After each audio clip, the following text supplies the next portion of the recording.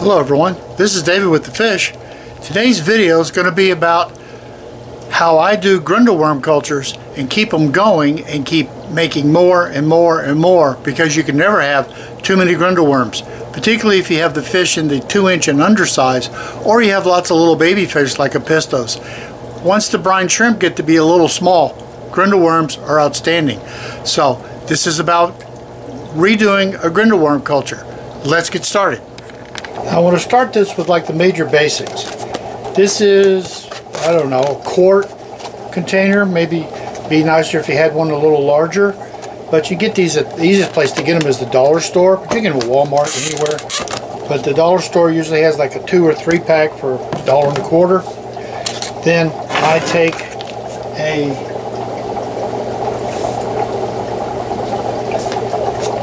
a knife or a case cutter, and I want to cut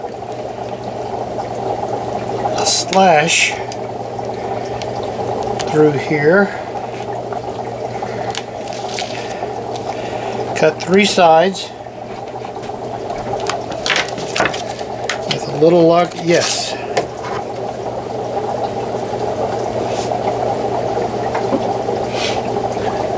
Now, with this cut area here, I can take some filter material. You can use cheesecloth, some light cotton material, cotton ball, whatever. But I want to put it across there so that we get airflow, but we don't get mite and fly flow. Can't say that one twice. So then, now that we've got the air taken care of, we got to get the media in here. What I've been using very successfully here lately is the Jiffy Natural and Organic Seed Starting Mix. You can use potting mix. I use it often. What I find with the seed starting mix is that it's much more sterile. It has fewer sticks in it.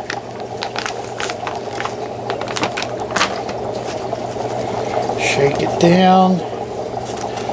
You want about a 1/2 inch. Where are we? Want about a 1/2 inch to 1 inch. And now we're going to need some water.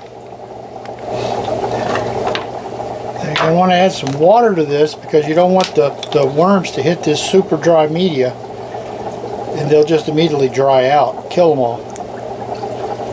So we're going to add some water.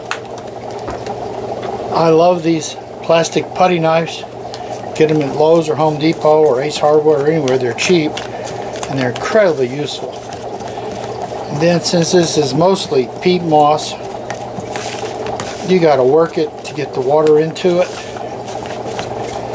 or you got to let it sit for a long time. And I'm not big on watching water soak into peat moss, so I'm going to add some water and get it done.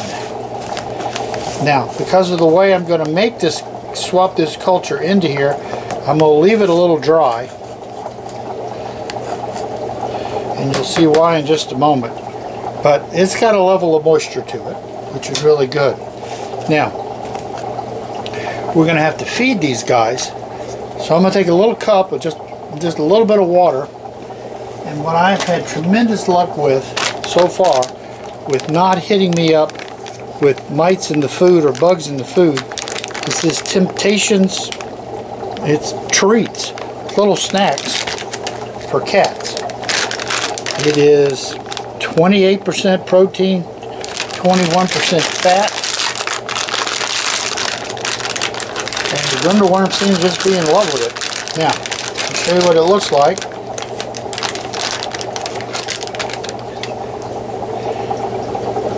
These little square pellets, rectangular pellets, and I'm going to take some water, put them in there, shake them up a little bit, let them be getting wet. I've got several cultures of Grindal worms that this is going to feed, so don't think that many's going into a new one. Now, at this point we've got the food soaking, we've got the lid covered, we've got the moist. It's time to get the worms. I'm going to pull down an old culture. Here's one that's going strong. And people ask me, how do you harvest the worms? Like, seriously, look at the lid. You take your little finger, kind of roll it as you go, and you'll pick up a lot of worms. Then I'm going to take a water and an eyedropper, and I'm going to wash the worms off my finger. That's why I left the mix a little dry, because it was going to get wet with me doing this. So now I'm going to go for more worms.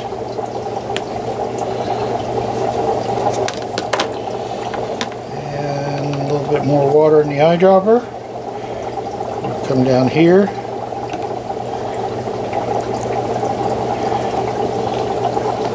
And wash these worms. Let's get some more.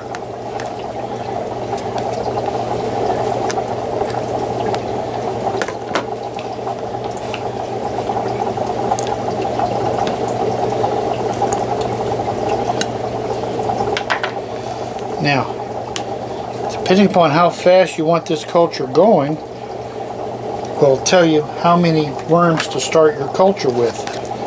As you can see from the sides here, look at all the worms. I can just, wow. So, I'm going to get this one going pretty quick.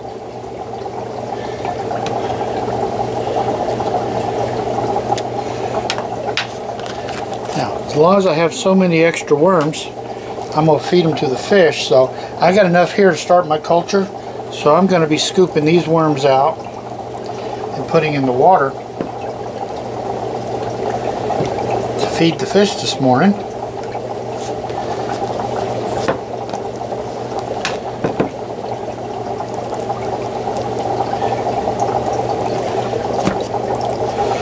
And as you can see, they've eaten everything. That's partially why I had so much food here. But let's get this guy here going good.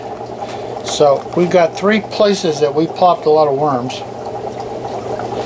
So we're going to put a couple, 2, 3 pieces of food at each one of those places, so that the worms don't have to do much work to get to their food. Now we got the food in. It's moist. It's had the extra water from squirting the worms in. Going to put the lid in, set this aside. That's all there is to it. This is a culture. Now, they will eat all those worms, all those that food within a day or so. So you'll be right back giving them more food. Now we're going to feed these. Now, if you want them to run up the side and on the top, feed them on the sides. I don't really care about worms in the middle. I want the worms where I can get to them. So I do my feeding on the sides. Okay, so that one's good. Let me reach up here and grab another one. Oh boy. Talk about rich. Woo! Look at that.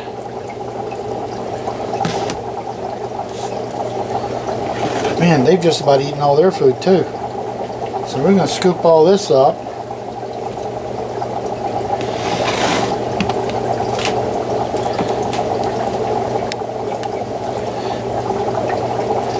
Look at the food.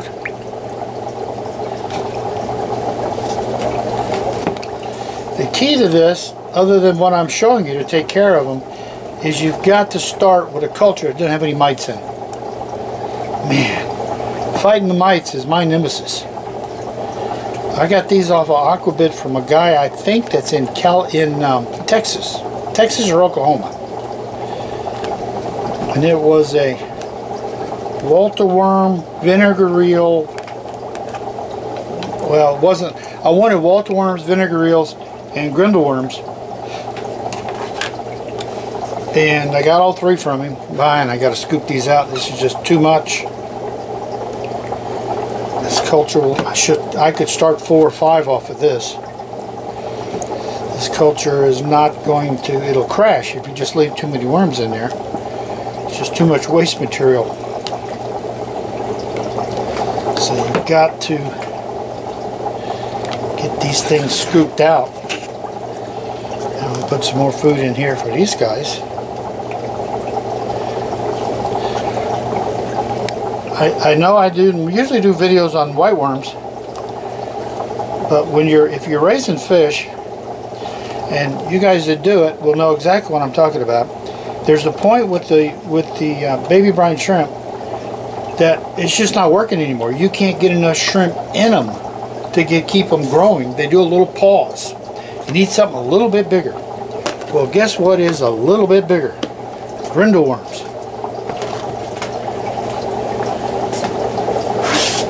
Can you grow them in unbelievable quantities? I'm showing you how to do it. Simple too. This is one I started about a week ago, and I literally, kind of comical to say, but when I fed them 2 days ago, I forgot to feed these, and I actually had gone to bed, and your brain does things when you go to bed that, you know, it told me, said, hey, you didn't feed these guys last night. So I got up, came downstairs, woke everybody up to get these guys some food. Maybe I can put this one on top, on this little shelf. And I got to tell you what I do, because I am so die about the Grindal worms and the mites. I scatter the cultures out. I got a culture up here on the top shelf. I got one down on a little book rack down below me on the far end of the room, because I'm not interested in seeing how many mites I can have contaminate everything all at once. So this is David with the fish. I guess it wouldn't be complete. Every cooking show has to have the moment of the munchies. So let's get ready for that. Alright, you can tell they're waiting on the food to show up. So we're going to give them a nice big squirt.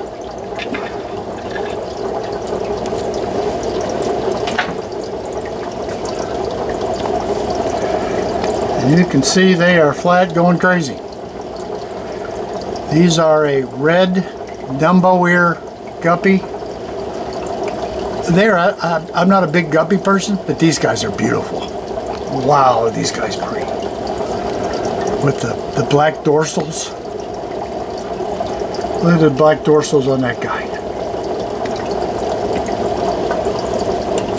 Just exceptional. So that was kind of a short story there with the Grindal worms.